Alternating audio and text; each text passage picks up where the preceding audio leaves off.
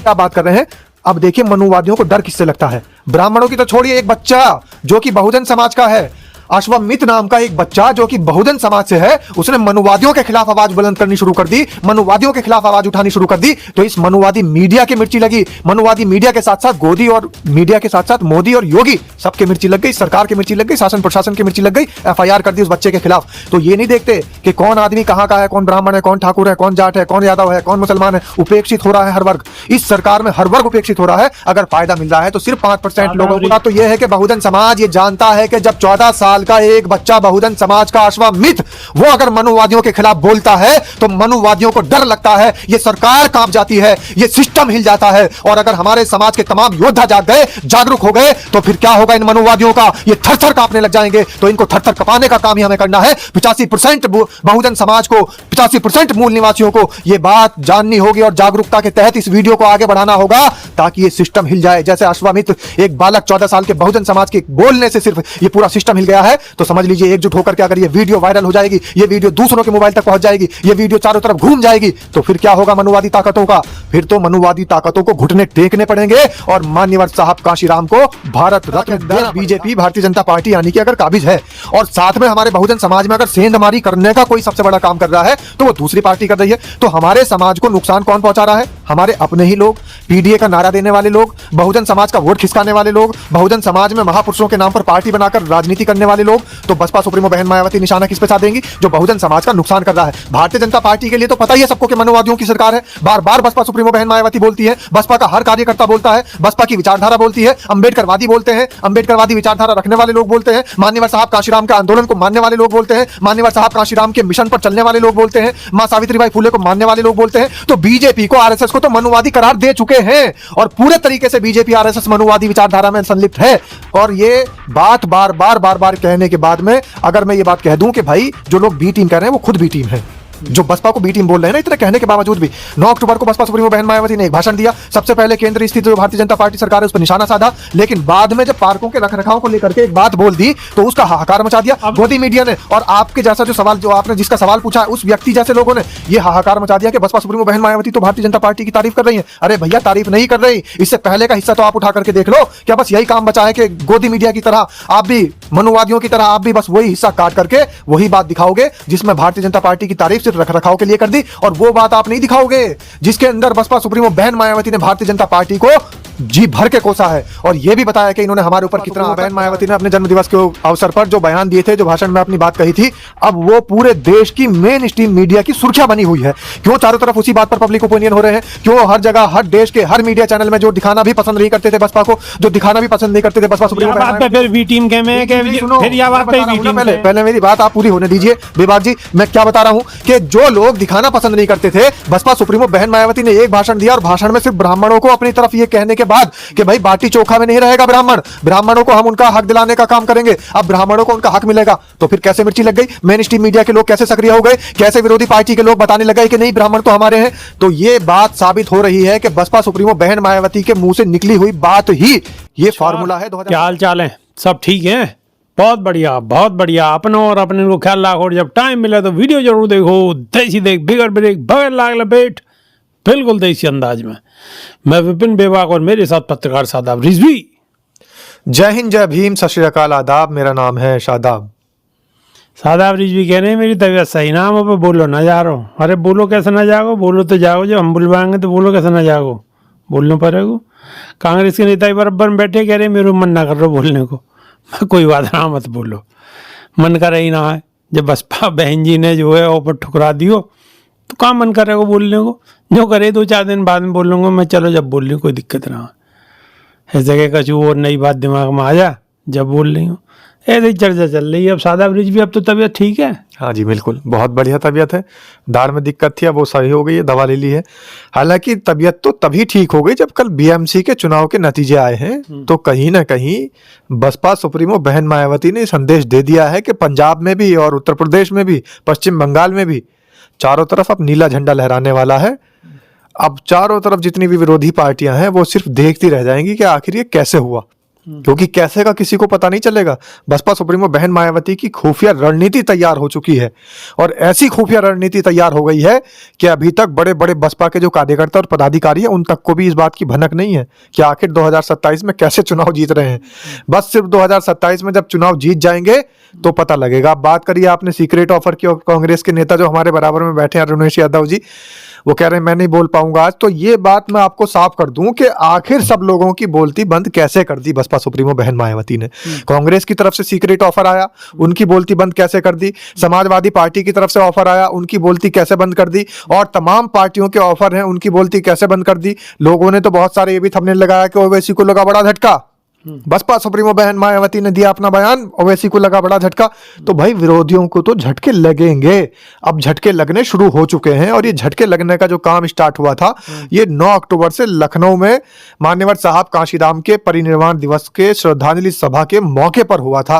और झटके इतने बढ़ते चले जा रहे हैं, इतने बढ़ते चले जा रहे हैं कि झटके पे झटका लग रहा है। अब संभल नहीं पा रहे हैं विरोधियों से, चारों तरफ ऑफर ही ऑफर दे रहे हैं।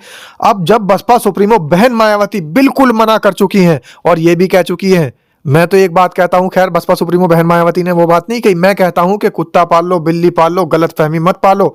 लेकिन बसपा सुप्रीमो बहन मायावती ने एक बात कही है, उन्होंने कुत्ता बिल्ली पालने वाला तो मामला नहीं कहा, उन्होंने ये कहा है कि तमाम जो पार्टियां, बहुत सारे लोग जो अपने दिमाग में गलत फहमी पाले बैठे हैं ना, गलत फहमी निकाल दीजिए। अब आप ये देखिए कॉन्फिडेंस लेवल कितना हाई होगा। बेबाक जी, इस बात से मैं तो ये कह रहा हूं कि तमाम हमारे जो तो दर्शक हैं, तमाम हमारे जो समर्थक हैं और हमारे जितने भी बहुजन समाज के लोग हैं, क्रांतिकारी हैं, योद्धा हैं, वो इस बात को बखूबी समझ लें कि बसपा सुप्रीमो बहन मायावती ने दहाड़ते हुए अपने जन्म दिवस के मौके पर यह कह दिया कि गलत फहमी पालने वालों समझ जाना क्या कह रहा हूं। सीधा सीधा कहा है कि गलत फहमी मत पालना, अभी हम कोई गठबंधन नहीं करने वाले। तो अगर ये बात कही है और इतना अगर कॉन्फिडेंस लेवल हाई है तो समझ लो 2027 की राह बहुत ज्यादा आसान है। बसपा के लिए कोई भारी काम नहीं बचा है, क्योंकि 2007 2027 में दोहराया जाने वाला है। बहुत सारे लोग कमेंट कर रहे हैं, एक आदमी जो है वो पता नहीं मनुवादी विचारधारा का, वो आकर के मैंने ये बात बोल दी थी कि 2007 दोहराया जाएगा 2027 में, तो कह रहा है कि ख्वाब देखते रहिए। अरे भाई, ख्वाब देखेंगे तभी तो पूरे होंगे। और तुमने जो ये ख्वाब पाल रखे हैं ना बहुजन समाज को उत्पीड़न और प्रताड़ित करने के, ये ख्वाब तुम्हारे कभी पूरे नहीं होंगे। बल्कि ये जो ख्वाब बता रहे हो आप 2027 का, ये ख्वाब तो हुआ ही नहीं, क्योंकि 2007 में कर दिखाया था। और जो चीज कर दिखाई वो ख्वाब कहां से हुई। तो 2007 में कर दिखाया था, 2027 में फिर कर दिखाएंगे। सादा रिजवी, एक बात तो बताओ, ठीक है 27 में कर दिखाओगे, अच्छी बात है, बहन जी करके दिखाएंगी, मुख्यमंत्री बनेंगी, अच्छी बात है, लेकिन वो फार्मूला कौन सा है, कौन से फार्मूले के तौर पर करोगे भाई, वो थोड़ा बताओ तो सही। देखिए, कांग्रेस के जो उत्तर प्रदेश के प्रभारी ने बयान दिया था, अविनाश पांडे ने, फिर उसके बाद में अब अजय राय ने फिर बयान दे दिया। जब बसपा सुप्रीमो बहन मायावती ने मना कर दिया कि हम किसी से गठबंधन नहीं करेंगे, आने वाले समय में गठबंधन नहीं होने की बात होगी तो देखी जाएगी, वो भी जब ये जातिवाद का सिस्टम खत्म हो जाएगा। जब जाति कैसे खत्म हो जाएगा, जब आज तक खत्म ना हुआ तो अब 2 साल में 1 साल में कैसे खत्म हो जाएगा। हाँ, तो यही तो बात है, 1-2 साल में गठबंधन भी नहीं होने वाला अगर जातिवाद नहीं खत्म करोगे। कौन से फार्मूले से जीतोगे, फार्मूला तो बताओगे कि खाली बहन जी जीतेंगी, प्रदेश के मुख्यमंत्री बनेंगी, ऐसा होगा वैसा होगा। मैं कह रहा हूँ या बात है, तो मैं तो पिछले 12 साल से कह रहा हूँ। फार्मूला तो बहुत सारे जो बड़े बड़े राजनीतिक लोग हैं और राजनीतिज्ञ हैं उत्तर प्रदेश के, वो सब जान चुके हैं।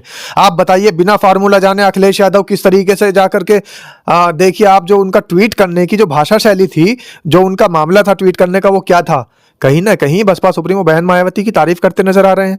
उसके बावजूद जो अरे बात सही है, तारीफ कर रहे हैं, सब तारीफ कर रहे हैं, सुनो सब तारीफ कर रहे हैं, बहुत अच्छी बात है। राहुल जी भी कर रहे हैं, अखिलेश जी भी कर रहे हैं, और सब पार्टी के धुरंधर तारीफ कर रहे हैं। लेकिन वह फार्मूला भी तो बताओगे कि बहन जी कैसे जीत रही है, कौन से गठबंधन करेंगी ना तो कौन से फार्मूला से जीत रही है, वह बताओ तो सही। ईवीएम साथ देगी ना, बीजेपी चुनाव लड़ रही है तो कौन से फार्मूला से जीतेंगी, वह बताओ ना। फार्मूला मैं बता दूं दर्शकों को कौन सा फार्मूला है। बसपा सुप्रीमो बहन मायावती ने अपने जन्म दिवस के अवसर पर जो बयान दिए थे, जो भाषण में अपनी बात कही थी, अब वो पूरे देश की मेन स्ट्रीम मीडिया की सुर्खियां बनी हुई है। क्यों चारों तरफ उसी बात पर पब्लिक ओपिनियन हो रहे हैं, क्यों हर जगह हर देश के हर मीडिया चैनल में जो दिखाना भी पसंद नहीं करते थे बसपा को, जो दिखाना भी पसंद नहीं करते थे बसपा सुप्रीमो बहन, फिर भी टीम के में, पहले मेरी बात आप पूरी होने दीजिए बेबाक जी। मैं क्या बता रहा हूं कि जो लोग दिखाना पसंद नहीं करते थे, बसपा सुप्रीमो बहन मायावती ने एक भाषण दिया और भाषण में सिर्फ ब्राह्मणों को अपनी तरफ ये कहने के बाद कि भाई बाटी चोखा में नहीं रहेगा ब्राह्मणों को हम उनका हक दिलाने का काम करेंगे, अब ब्राह्मणों को उनका हक मिलेगा, तो फिर कैसे मिर्ची लग गई? मेन स्ट्रीम मीडिया के लोग कैसे सक्रिय हो गए, कैसे विरोधी पार्टी के लोग बताने लग गए कि नहीं ब्राह्मण तो हमारे हैं।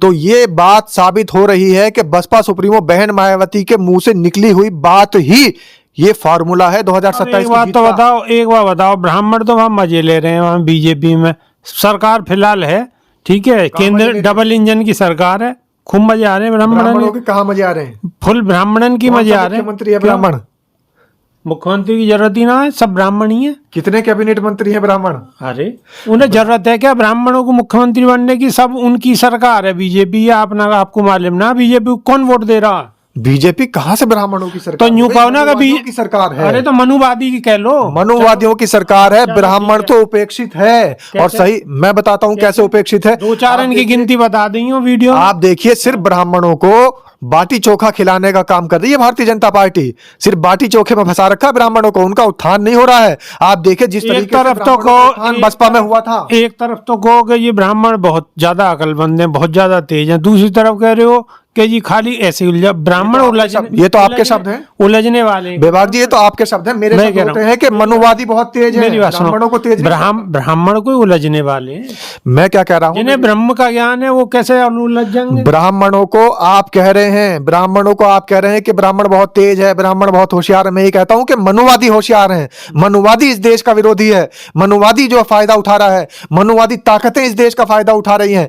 ये सारी बातें मनुवादियों के लिए इसलिए बोलता हूं क्योंकि मनुवादी ताकतें ही हैं जो भारतीय जनता पार्टी में सक्रिय हैं। ब्राह्मणों की अगर आप बात करें, ठाकुरों की बात करें, वैश्यों की बात करें, यादवों की बात करें, जाटों की बात करें, तो इन सबका तो हनन हो रहा है, शोषण हो रहा है। ये उपेक्षित वर्ग है। जाटों को आप देखिए, जिस समय बसपा सुप्रीमो बहन मायावती ने कार्यालय से अपने बयान दिया और उन्होंने कहा कि जाटों को भी उपेक्षा हो रही है। यादवों का हाल देखिए, यादवों के बारे में भी उन्होंने कहा, यादवों के बारे में भी बोल दिया कि देखिए किसी के ऊपर क्या, मैं तो नाम भी नहीं लेना चाहता किस चीज का छिड़काव हो रहा है, गंदी चीजों का, चोटी काटी जा रही है, बाल उखाड़े जा रहे हैं। जो काम बहुजन समाज के साथ हो रहा है, मतलब दलित समाज के, शोषित समाज के, वंचित समाज के साथ हो रहा है, वो अगर यादव के साथ हो रहा है तो यादव भी बहुजन समाज में आता है, जाटों के साथ हो रहा है तो बहुजन समाज में आता है। और अगर ब्राह्मण है, ब्राह्मण भले ही वर्णों के हिसाब से, वर्गों के हिसाब से बड़ा है, लेकिन अगर उपेक्षित है तो समझ लीजिए बहुजन समाज में ही आता है वो ब्राह्मण भी जो उपेक्षित है। और आप देखिए कि ये अगर ब्राह्मणों की आप बात कर रहे हैं, बेबाक जी, ब्राह्मणों की आप बात कर रहे हैं, अब देखिए मनुवादियों को डर किससे लगता है? ब्राह्मणों की तो छोड़िए, एक बच्चा जो कि बहुजन समाज का है, अश्वमित नाम का एक बच्चा जो कि बहुजन समाज से है, उसने मनुवादियों के खिलाफ आवाज बुलंद करनी शुरू कर दी, मनुवादियों के खिलाफ आवाज उठानी शुरू कर दी। तो इस मनुवादी मीडिया की मिर्ची लगी, मनुवादी मीडिया के साथ साथ गोदी और मीडिया के साथ साथ मोदी और योगी सबके मिर्ची लग गई, सरकार की मिर्ची लग गई, शासन प्रशासन की मिर्ची लग गई, एफआईआर कर दी उस बच्चे के खिलाफ। तो ये नहीं देखते कि कौन आदमी कहां का है, कौन ब्राह्मण है, कौन ठाकुर है, कौन जाट है, कौन यादव है, कौन मुसलमान है। उपेक्षित हो रहा है हर वर्ग, इस सरकार में हर वर्ग उपेक्षित हो रहा है। अगर फायदा मिल रहा है तो सिर्फ 5% लोगों को जो कि मनुवादी विचारधारा के लोग हैं। सादा रिजवी सब उपेक्षित है, सारे मान लिया आपने जो कही है बिल्कुल सही कही है। लेकिन एक बार बताओ, फिर भी टनाटन जीत तो इनकी है रही है, मनुवादियों की जीत हो रही है। तो मनुवादियों की जीत इसलिए हो रही है क्योंकि दबाव है। अगर एक 14 साल के बच्चे से, बहुजन समाज के उस 14 साल के बच्चे से अगर ये सरकार डर रही है, तो आप देखिए ये डर किस बात का है। ये डर सिर्फ इस बात का है कि इस देश के अंदर अगर मनुवादियों के खिलाफ आवाज उठेगी, इस देश के अंदर अगर मनुवादियों की पोल पट्टी खोलने का कोई काम करेगा, तो ये सरकार उसको चैन से नहीं बैठने देगी, ये सरकार उसको जेल में डाल। सादा रिजवी लोग तो जो भी कह रहे हैं कि बहन जी बिल्कुल बीजेपी को नाम भी ना लें, बीजेपी को नाम भी ना ले, कैसे भी जितनों निशानों सपा पे साध रही हैं, जितनों कांग्रेस पे साध रही हैं, इतनों बीजेपी पे साधें तो बिल्कुल माहौल ही बदल जा। लेकिन बहन जी शादी नारी मेरो सवाल ना है, सादा रिजवी मेरो सवाल नहीं है, ये इसका भी सवाल है, उसी को जवाब हाँ उनको जवाब के माध्यम से मिला मुझे सवाल। लेकिन जो व्यक्ति भी ऐसी सोच रखता है, उस व्यक्ति के बारे में ये बता दूं कि उसकी बड़ी घटिया सोच है, बड़ी घटिया मानसिकता है। अगर सत्ता के अंदर बीजेपी, भारतीय जनता पार्टी यानी कि अगर काबिज है, और साथ में हमारे बहुजन समाज में अगर सेंधमारी करने का कोई सबसे बड़ा काम कर रहा है, तो वो दूसरी पार्टी कर रही है। तो हमारे समाज को नुकसान कौन पहुंचा रहा है? हमारे अपने ही लोग। पीडीए का नारा देने करने वाले लोग, बहुजन समाज का वोट खिसकाने वाले लोग, बहुजन समाज में महापुरुषों के नाम पर पार्टी बनाकर राजनीति करने वाले लोग, तो बसपा सुप्रीमो बहन मायावती निशाना किस पे साध देंगी? जो बहुजन समाज का नुकसान कर रहा है। भारतीय जनता पार्टी के लिए तो पता ही है सबको कि मनोवादियों की सरकार है। बार बार बसपा सुप्रीमो बहन मायावती बोलती है, बसपा का हर कार्यकर्ता बोलता है, बसपा की विचारधारा बोलती है, अंबेडकरवादी बोलते हैं, अंबेडकरवादी विचारधारा रखने वाले लोग बोलते हैं, मान्यवर साहब कांशीराम के आंदोलन को मानने वाले लोग बोलते हैं, मान्यवर साहब कांशीराम के मिशन पर चलने वाले लोग बोलते हैं, मां सावित्रीबाई फुले को मानने वाले लोग बोलते हैं। तो बीजेपी को, आरएसएस को तो मनुवादी करार दे चुके हैं और पूरे तरीके से बीजेपी आरएसएस मनुवादी विचारधारा में संलिप्त है।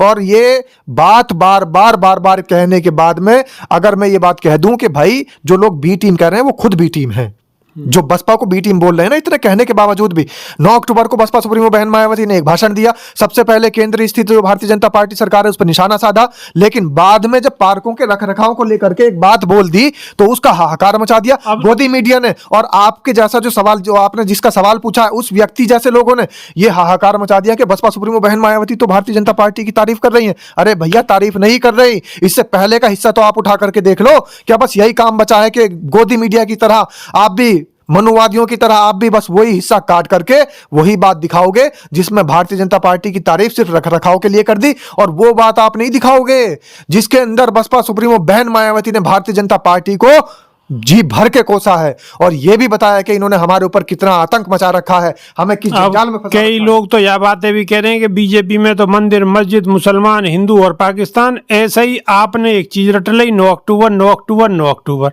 बस 9 अक्टूबर को भीड़ इकट्ठी क्या है गई, आपने तो बिल्कुल जीत ही सुनिश्चित कर दी। लोग कह रहे हैं यह बात। 9 अक्टूबर के बाद जो लोग कह रहे हैं उनके मुंह पे तमाचा और करारा तमाचा कि 9 अक्टूबर के बाद में बाबा साहब भीमराव अंबेडकर के परिनिर्वाण दिवस पर भी भीड़ इकट्ठी हुई थी। उन्हें 9 अक्टूबर की भीड़ नजर आ रही है और वो भी सिर्फ इसलिए नजर आ रही है कि 9 अक्टूबर को बसपा सुप्रीमो बहन मायावती ने जिस तरीके से भारतीय जनता पार्टी को कटघरे में खड़ा कर दिया था, उसके बाद आप देखिए बाबा साहब भीमराव अंबेडकर के महापरिनिर्वाण दिवस पर कितनी भीड़ इकट्ठी हुई और आप देखिए बहन जी के जन्म दिवस के मौके पर कितनी भीड़ इकट्ठी हुई।